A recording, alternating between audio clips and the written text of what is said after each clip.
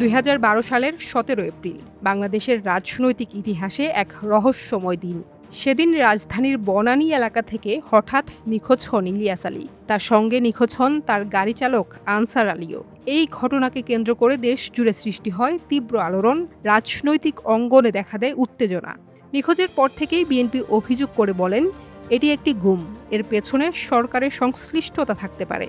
যদিও তৎকালীন সরকার পক্ষ এসব অভিযোগ বরাবরই অস্বীকার করেছেন।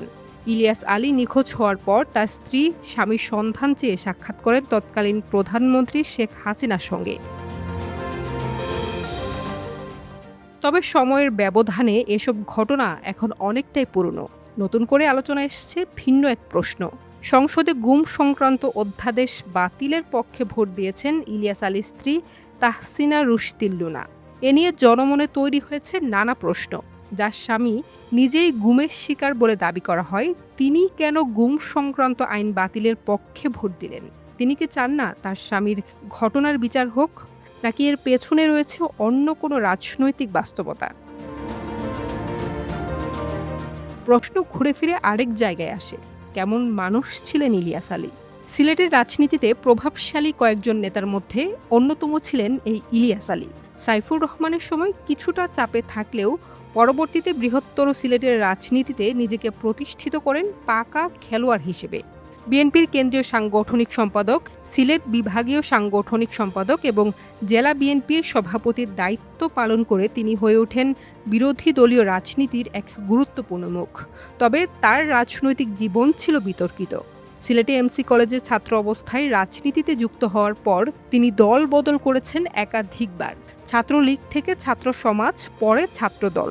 বিশ্ববিদ্যালয় জীবনে গ্রুপিং, সহিংসতা ও সংঘর্ষের অভিযোগে বারবার আলোচনায় আসেন তিনি। বিভিন্ন সময়ে রাজনৈতিক সহিংসতা, এমনকি হত্যাকাণ্ডের অভিযোগও ওঠে তার বিরুদ্ধে। ১৯৮৭ সালে সন্ত্রাসী কর্মকাণ্ডের অভিযোগে তাকে ঢাকা বিশ্ববিদ্যালয় থেকে বহিষ্কার করা হয়। পরবর্তী সময়ে একাধিক সংঘর্ষ, হত্যাকাণ্ড ও গুমের অভিযোগে তার নাম উঠে আসে রাজনৈতিক মহলে।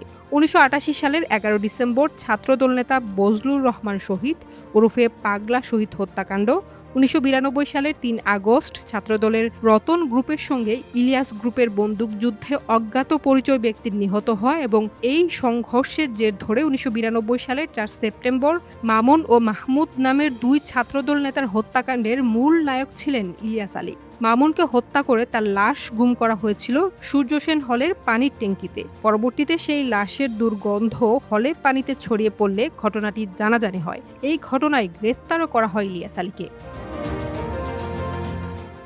এরপর ঢাকার রাজনীতি ছেড়ে সিলেটে গিয়ে নিজের শক্ত ঘাঁটি তৈরি করেন ইলিয়াস আলী। ২০০১ সালে সংসদ সদস্য নির্বাচিত হওয়ার পর তার এলাকায় প্রভাব বিস্তার, সন্ত্রাসী বাহিনী গড়ে তোলা এবং প্রশাসনকে দলীয়করণের অভিযোগও ওঠে তার বিরুদ্ধে।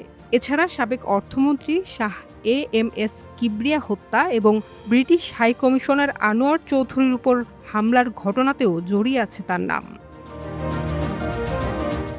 সব মিলিয়ে ইলিয়াস আলী এক রহস্যময় চরিত্র। তার নিখোঁজ হওয়ার রহস্য আজও অমীমাংসিত। আর নতুন করে সামনে আসা প্রশ্নগুলো সেই পুরনো রহস্যকে আবারও ফিরিয়ে আনছে আলোচনার কেন্দ্রে।